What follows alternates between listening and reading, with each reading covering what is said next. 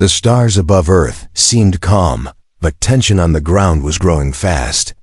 At the United Nations Space Command building in Geneva, every screen showed the same message, a transmission from the Galactic Council.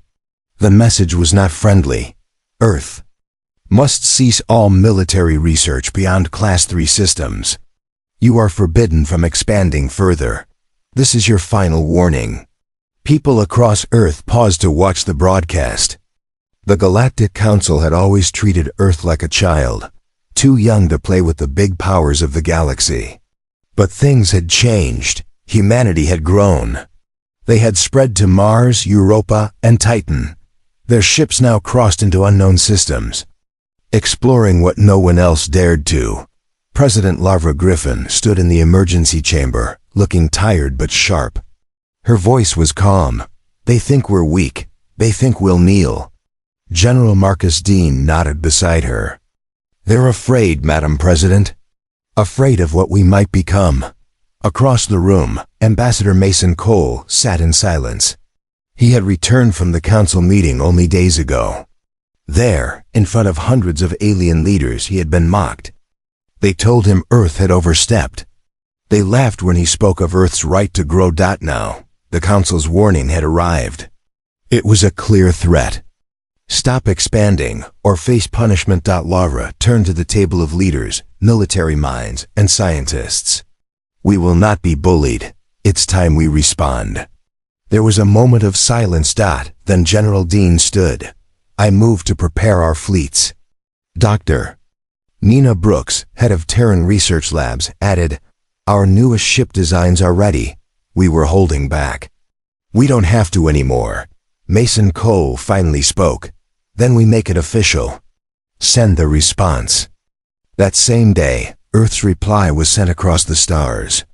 To the Galactic Council, you sent us a warning.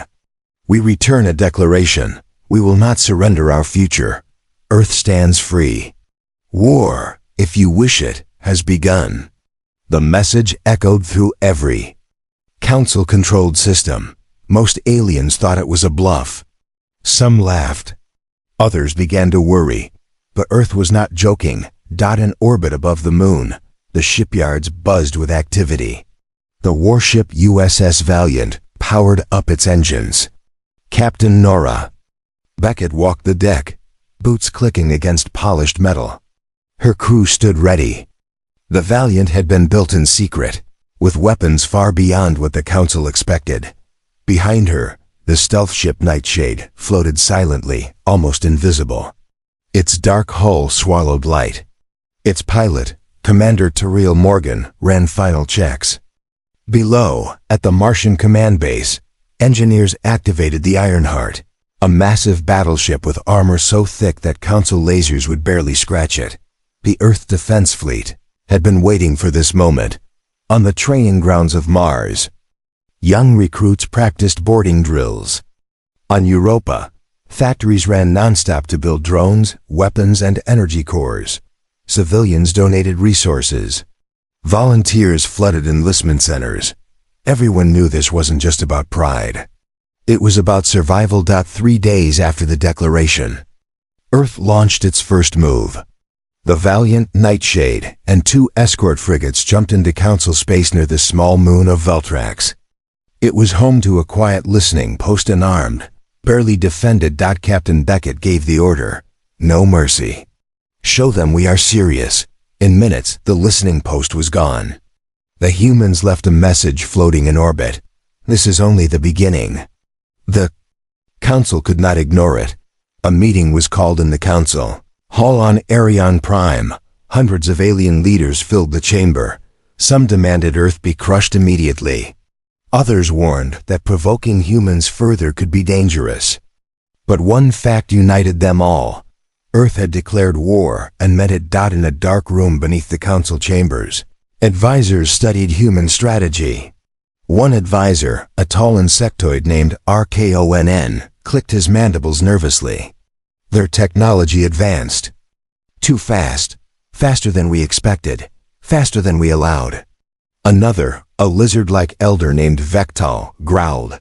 It's because we underestimated them. We saw them as a minor species. That was our mistake. Across the galaxy, eyes turned toward Earth. Meanwhile, on Earth, families watched their loved ones go off to serve. Factories shifted to full wartime production. Cities became defense hubs. Children asked questions. Parents gave brave smiles. In her private quarters, President Griffin stood alone, looking at Earth's flag waving over the command tower. Her hands were clenched. She knew what this would cost, but she also knew something else. Humanity had always fought hardest when, pushed into a corner. They wouldn't just survive this war, they would win it. The night before Earth launched its first full offensive, Captain Nora Beckett stood on the observation deck of the USS Valiant. The stars stretched endlessly before her, cold and distant. But to her, they were targets. Her orders were clear. Strike the border worlds, hit fast. Leave nothing that could trace their path. But Nora wanted more than just to strike.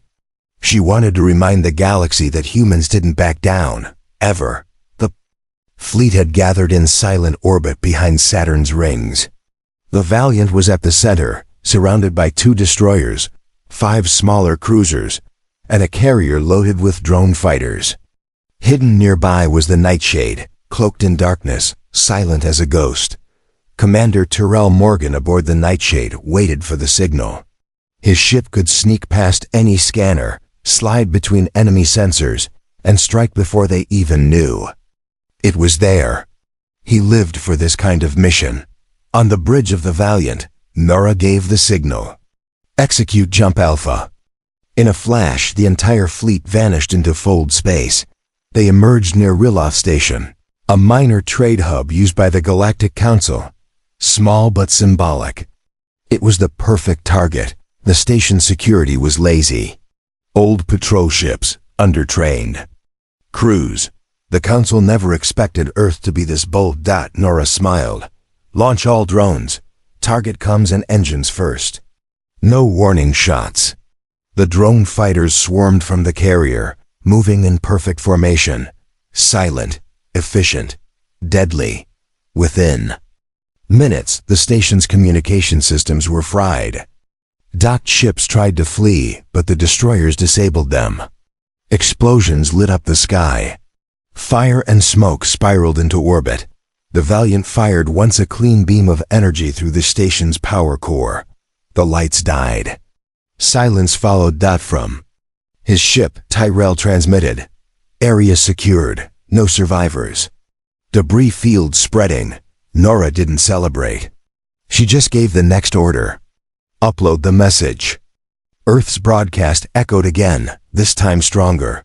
To the Galactic Council, Earth warned you, now we show you. Your peace was built on chains. We will break them. That night, Council-controlled systems blinked with the same chilling report. Riloth Station destroyed. Unknown attackers, but some already suspected. In a hidden chamber on Arion Prime, Council members watched in silence. They strike with no hesitation, said High Chancellor Valari, a gray-skinned being with 6 eyes. This is not the Earth. We knew. They were never what we thought, replied Councillor Drix of the Silphard. We simply refused to see it. We must send a warning force, another added. Make them regret this path. Across the galaxy, fleets were scrambled, but Earth had more plans. Back in orbit around Titan, a second human fleet was being readied. This one wasn't just a hammer, it was a message. The newly constructed warship Sentinel, larger than any human ship before, powered up its massive twin reactors. It was slow, but unstoppable. Captain Raj Parker, a veteran of Mars' early conflicts, took command. His voice was steady as he addressed the crew. This is not a mission. This is history. Today, we are not just Terrans. We are the Sword of Earth. As the Sentinel left Titan, it carried an experimental weapon developed in secret, an ion disruptor capable of shutting down planetary shields. The plan was simple. Hit a Council fortress world and shut it down from orbit. In less than a week, Earth had gone from threatened to terrifying. The galaxy was no longer laughing. On Earth, President Griffin received the first report from Riloth. She nodded, then walked into a broadcast room. She looked directly into the camera. Let this be clear. We did not want war. But we will not crawl. We will not kneel. We fight for every child born under our sky. We fight for our right to stand. Equal among stars. The message spread like wildfire. On colonies across the stars, humans gathered in town halls and listened in silence. Some wept. Some cheered. All understood what was at stake. But Earth's enemies understood too. The Council's envoy fleet reached the Riloth debris field days later. What they found horrified them: wreckage, melted metal, and bodies floating in frozen silence. Their commander, Admiral Faros, issued a command: track their trail, find their base, prepare retaliation. But Earth had already vanished back into fold space. Like ghosts in the dark. Back on the nightshade, Tyrell leaned back in his chair. We lit the fire, Captain, he whispered through the channel. Now let's see how bright it burns. The Galactic Council responded faster than expected. Within days of the Riloth attack, a multi-species fleet launched from Arion Prime. These were not traders or scouts. These were warships. Heavy cruisers from the Zakari clans, strike craft from the sleek Favari Republic, and a massive dreadnought from the reptilian Varn Dominion, all commanded by High Admiral Kelthran, a veteran of 100 conflicts. Kelthran's orders were simple: punish Earth. Make an example. He chose his target carefully: Outpost Vega, a human supply station in the asteroid belt of Denvar system. Not a military base, but close enough to hurt. But Earth was already watching. Commander Bryce Lawson, POSTED at Vega, was young but sharp. He had picked up strange movement in deep space sensors, blips too coordinated to be pirates. He didn't wait for confirmation, scramble all defense ships, ready the mines, and alert Valiant Command. We're not going quietly. The small human defense wing consisted of 2 corvettes and a squadron of fighters. Against a council fleet of 20 ships, it was almost nothing. But they had the rocks. Denvar's asteroid field was dense, shifting, and unpredictable. Bryce knew it like his own backyard. When the council fleet arrived, they expected a quick strike. Instead, their first cruiser hit a hidden mine. The explosion tore through its hull, sending debris into nearby ships. Fighters swarmed in, using the rocks for cover. Lasers bounced off asteroid surfaces. Human ships darted like shadows. Kelthran growled aboard his flagship. Primitive tricks. Crush them. But Bryce had another surprise. He activated an array of jamming towers hidden in the station's outer shell. The alien ships lost sensor lock. Their targeting systems failed. For 10 full minutes, Earth's outgunned defenders fought with brutal creativity. 1 corvette rammed a Zakari cruiser, overloading its engines. Fighters dragged enemy bombers into blind spots. Missiles were hidden inside asteroid cavities and launched at close range. Still, it wasn't enough. Eventually, the jamming towers fell. The second corvette exploded under fire. Bryce's fighter squadron was down to 5 ships. The enemy dreadnought lined up for a final strike. Then, fold space cracked open. The USS Valiant appeared behind the Council fleet. Weapons hot. Captain Nora Beckett didn't wait. Fire all batteries. Full spread. Get between them and the station. Valiant's railguns opened up. A cloud of kinetic slugs ripped through the enemy's rear line. The Ironheart appeared moments later, its hull glowing with power. It released a full plasma barrage into the dreadnought's side. Chaos exploded across the field. Commander Tyrell and the Nightshade decloaked directly above a Favari support ship and dropped precision torpedoes into its engines. Bryce, bleeding from a head wound, watched in awe as the tide turned. Humanity had come back with vengeance. The Council forces broke formation. Several ships tried to escape. Kelthran refused. We hold. Show them we are not afraid. But fear was already in their ranks. The Valiant and Ironheart moved like wolves through the pack. With Bryce's help, they used the asteroid field to trap and isolate stragglers in under an hour. The once proud fleet was scattered wreckage. Calthran's dreadnought floated, engines dead, shields flickering. Captain Beckett opened a channel. "This is Earth. You wanted a lesson? Consider it taught." Then she cut the signal and fired the final shot.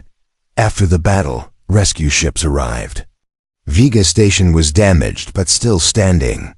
Bryce Lawson walked the deck in silence, eyes scanning the stars. He had fought, not to win but to buy time. And that time had saved them. At Valiant Command, the mood was both somber and proud. Earth had lost lives, but they had dealt the Council a serious blow. In the Council chambers, silence hung heavy. Reports came in. 12 ships lost, including a dreadnought. Earth had defended a minor station and annihilated a superior force. Some Council members whispered about peace. Others screamed for vengeance. But all agreed on one thing: Earth was not to be underestimated again. Far from Earth, beneath the red skies of Mars, Governor Lena Morales stood in her command dome, watching simulation feeds of Council supply lines. Her hands were steady, her voice was calm. But inside, she knew Earth needed a game-changer. "We can't win this war by fighting fair," she said to her chief strategist, Elliot Brandt. He nodded. "Then let's cheat." Their plan was simple but dangerous. Deep inside a Martian weapons vault was a device never used before: the gravity well bomb. Originally designed to move asteroids for mining, it could create a brief artificial gravity. Well, powerful enough to crush a small moon, but Morales had a different use in mind. "We drop it on the Valor corridor," she explained. "That's their main trade lane. If we disrupt it, the Council's supply routes collapse." Elliot looked concerned. "It's never been tested in war. If we miscalculate, it might collapse the entire corridor." Morales just said, "Then we don't miscalculate." Captain Nora Beckett was chosen to lead the mission. The Nightshade would carry the bomb. Its stealth systems would give them a chance. "Commander." Tyrell Morgan met her outside the ship. "That thing we're carrying, it's not just a bomb, it's a message," Nora nodded. "A loud one." The Nightshade launched quietly, no war drums, no grand speeches, just silence and purpose. They slipped past Council patrols, weaving through asteroid fields and radiation belts until they reached the Valor corridor. From their position, they could see dozens of ships, cargo freighters, escort cruisers, fuel stations. A living artery of the Council's power. Morgan took a deep breath. Initiating deployment. The bomb slid from the Nightshade's hull like a falling star. It drifted silently into the heart of the corridor, then blinked red. 10 seconds. Nora whispered. The gravity well activated. There was no explosion. Just a sudden crushing pull. 15 Council ships were caught in the field before they could jump. Metal twisted, engines screamed. Ships cracked in half, drawn together and smashed like toys. Supply depots were ripped from their orbits. Refueling stations collapsed in on themselves. And then, just as quickly, the field faded. Silence returned. Tyrell stared at the aftermath. "We just punched a hole in the galaxy." The Nightshade vanished into fold space, leaving only wreckage. Behind, across Council space, panic spread. Shipping schedules failed, military deployments slowed. Thousands of systems went dark. On Arion Prime, Council leaders argued. How could one human ship do this? Demanded one. They must have help, said another. No species acts alone like this. But the truth was worse. Humans acted alone. And they were getting better at it. Meanwhile, on Mars, Governor Morales met with President Griffin, through secure comms. It worked, she said simply. We've cut off their arm, now we watch them bleed. Griffin replied, prepare for the backlash. They won't sit quietly. They didn't. The Council struck back with fury, random raids, hit-and-run attacks on border colonies. Civilian transports attacked, mining stations burned, but Earth didn't break. It hardened. In retaliation, Earth's fleet split into fire. Teams, small fast units, they attacked fuel depots, sabotaged shipyards, hacked into Council databases and sent false coordinates to enemy fleets. It became a war of shadows. And in shadows, humanity thrived. Tyrell and the Nightshade earned a nickname, the Phantom. No one ever saw it coming. No one ever survived it. On Europa, engineers worked day and night to build more stealth craft. On Luna, scientists pushed new boundaries, ship cloaking, drone swarms, shield disruptors. Every defeat became a lesson. Every victory became a weapon. But not all humans agreed with the war. Protests grew in the outer colonies. Families feared losing more. Journalists questioned the cost. Nora Beckett, in a rare speech, answered simply, "We don't fight because we want to. We fight because they told us to stop growing. Because they wanted to put a ceiling above our sky. We break that ceiling for all of us." And still, Earth advanced. The Martian gambit had changed the shape of the war. The Council couldn't ignore that. For the first time in a century, alien worlds began to whisper what had once been unthinkable. What if the humans win?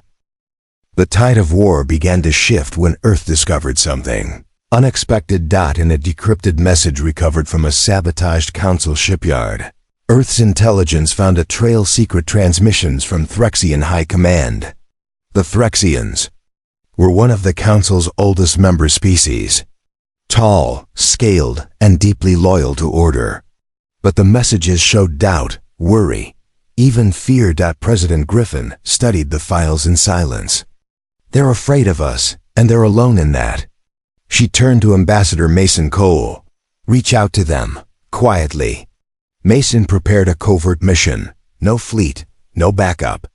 Just him, aboard a diplomatic shuttle disguised as a civilian transport. The destination was Arasha 4, a neutral moon where Threxian noble families often retreated for privacy.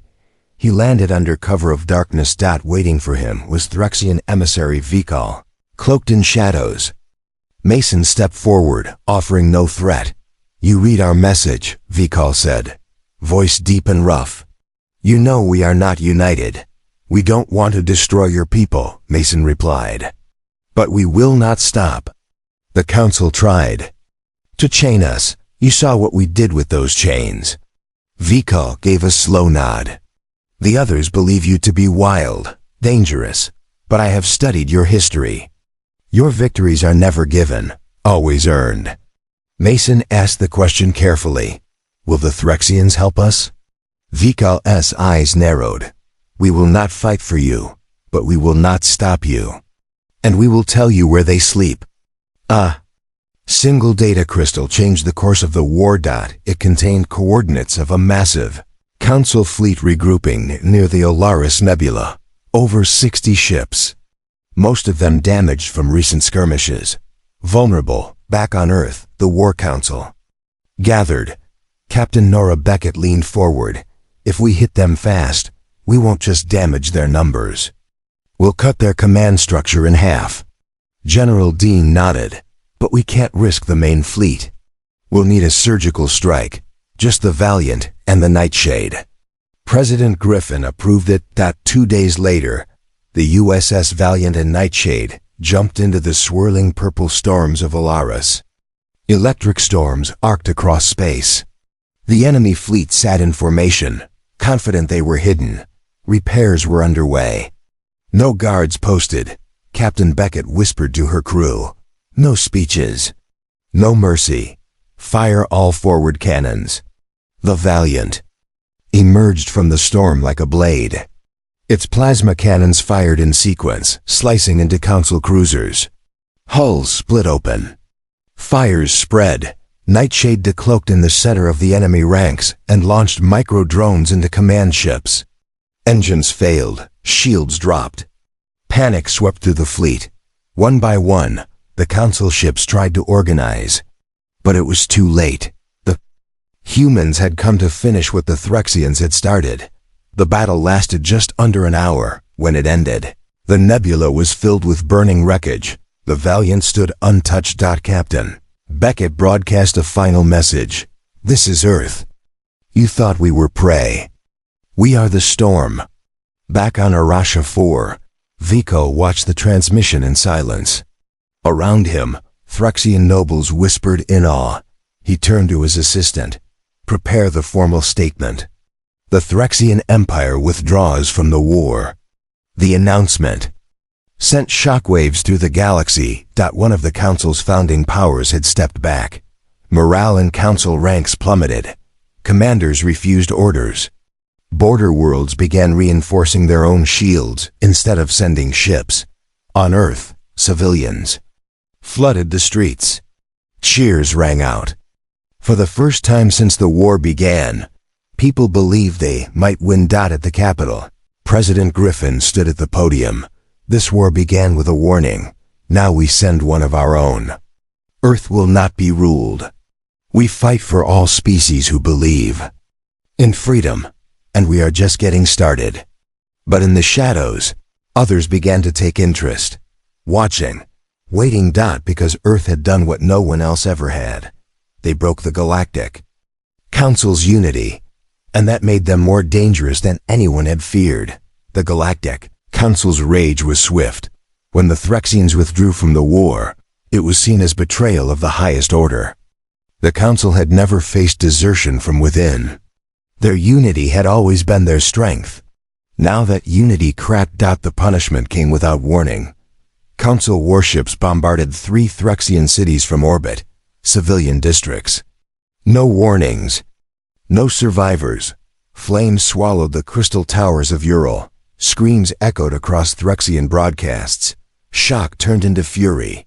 The proud Threxians, once bound by tradition, chose a side that day. And it wasn't the Council's. Earth's intelligence received the news first.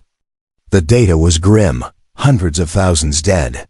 Entire regions turned to ash. In the Terran war room, the silence was heavy. "They crossed a line," General Dean said quietly. "This isn't war anymore, it's terror." President Griffin's face was pale. "Then we give them something to fear." Earth's response was immediate. Relief ships launched from Lunar Base and Mars, medical teams, food, rescue drones, but they couldn't go alone. The Council would attack them too. Captain Nora Beckett was called back into action. Her orders were clear. Get those ships in, and get people out. The Valiant jumped into Threxian space, flanked by 2 destroyers. Behind them, the Sentinel cruised slowly, carrying shield generators and field hospitals. Commander Tyrell and the Nightshade arrived first. Scanning for threats, Threxian survivors watched from burning streets as human ships descended, not to conquer, but to save. Nora walked onto the surface of Ural, dust and ash coating her boots. A young Threxian child clung to her mother, staring at the strange human in black armor. The mother spoke softly. "Why would they help us?" a nearby soldier answered. "Because they understand loss." Within hours, Earth's crews set up emergency shelters, water, food, medicine, all shared freely. Threxian warriors, still covered in blood and soot, saluted human medics. In orbit, Council ships appeared on scanners. 6 cruisers. A gunship. Tyrell sent a tight beam message. "They're cunning." 86 minutes. Nora didn't blink. "Get the civilians aboard. We hold the line." The Council fleet fired first, aiming for the relief ships.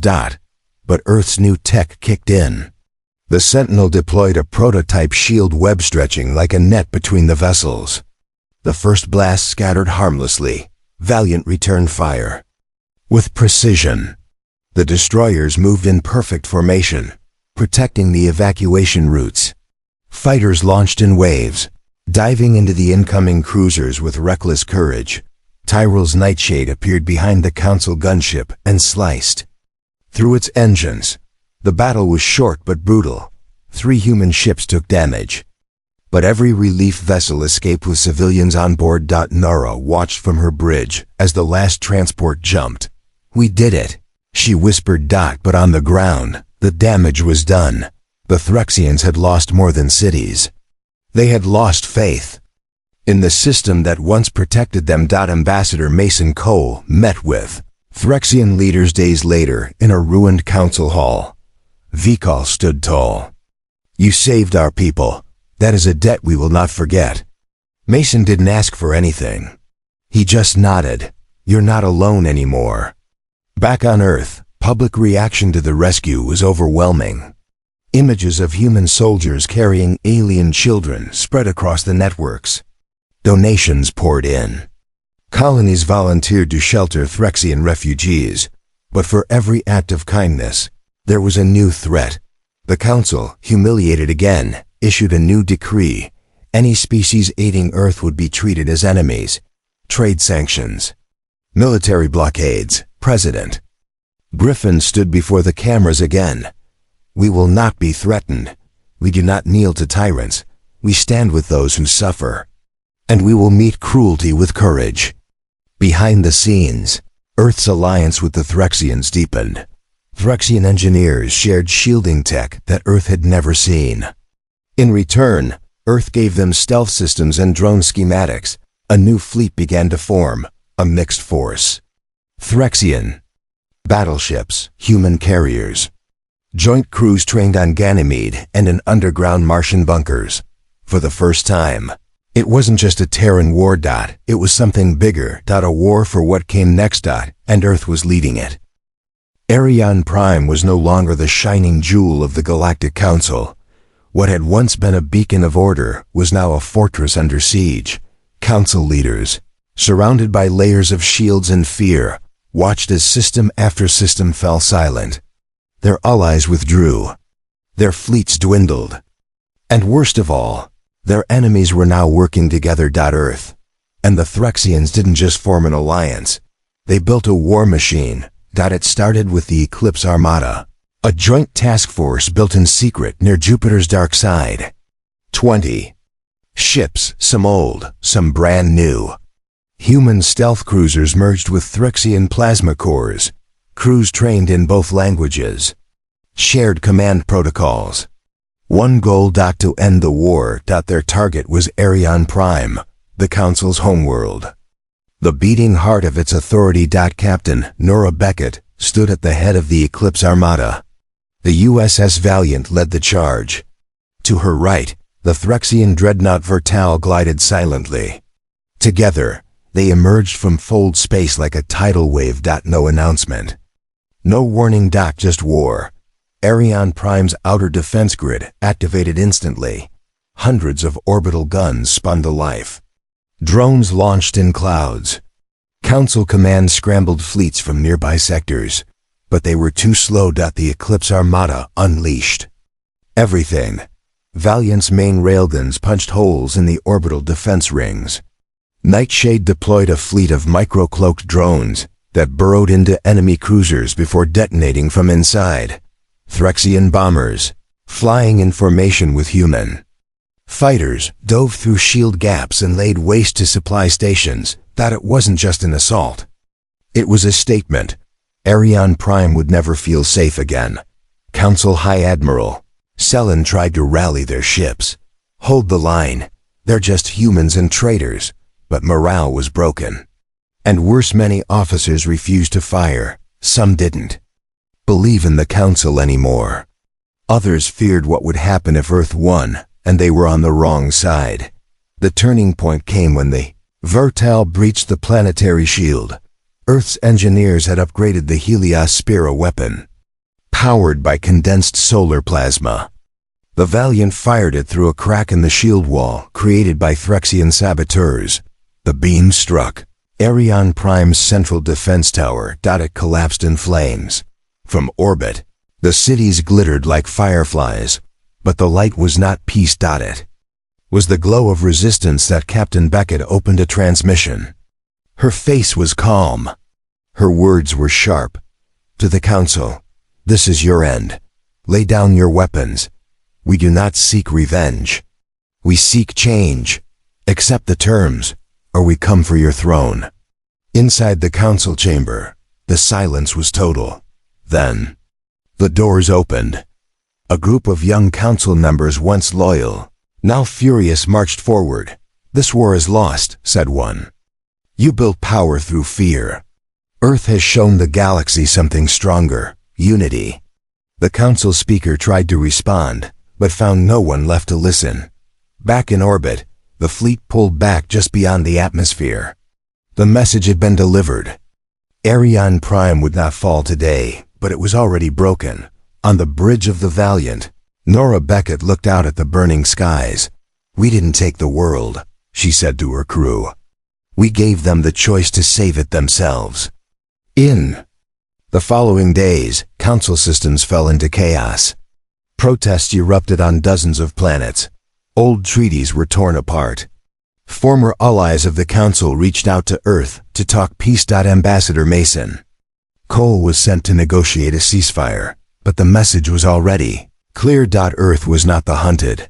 They were the future. And now, the galaxy knew it. The Galactic Council surrendered 1 week later. There were no grand speeches, no final battles. Just a quiet signal broadcast across every known channel. "We, the remaining council leadership, hereby declare a ceasefire. We recognize Earth as an equal force in the galaxy. Peace talks will begin immediately." On Earth, there was no celebration.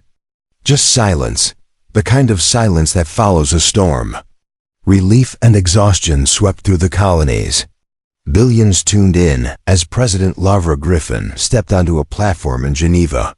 She wore no medals, no armor, just her voice. "We did not choose this war, but we answered it. We did not seek conquest, but we refused to be conquered. And now we must build what war has broken." Ambassador Mason Cole led the peace delegation. They met in orbit above a neutral moon in the Zeller system. A former battlefield, now turned into a diplomatic station. The room was half ruined, windows still scorched from old cannon fire. Threxian leaders stood at Earth's side. Behind them, new allies from liberated systems, smaller species who once feared to speak now found their voice. The council delegates, once feared rulers, looked tired. Humble. Mason offered the terms. No more ruling class. No more unequal systems. The council will dissolve. A new union will form, equal voice for every species. No weapons pointed inward. All fleets accountable. Peace enforced by mutual trust, not domination. The council agreed. Not because they wanted to, but because they had no choice. The Treaty of Zeller was signed within hours. Back on Earth, celebrations did come. Quiet ones. A father hugging his returned daughter. A Martian mechanic lighting a cigar alone. A child on Ganymede drawing stars with new hope. Captain Nora Beckett returned to Earth for the first time in over a year. She didn't wear her uniform. She just walked along the edge of a lake, watching clouds drift. Tyrell Morgan, from the Nightshade, visited a memorial wall on Luna Base. He touched the names of fallen crew. Spoke no words. Just stood. Governor Morales opened the first joint training academy on Mars. Human and Threxian cadets walked side by side, old enemies. New beginnings. And in orbit, shipyards began work on something new, not warships, but exploration. Vessels. Massive cruisers designed to seek life, not take it. Because Earth remembered what started all this. A warning, and a choice. In the Council's old capital, now in neutral city-state, a memorial was unveiled. It showed two figures, one human, one alien lifting a shattered star together, etched beneath. From fire we built unity. Years passed. The new Galactic Union grew. Trade flowed freely. Cultures mixed. Former enemies became neighbors. Earth, once mocked as primitive, now stood as a beacon. A symbol of resilience. Of strength used not to dominate, but to protect.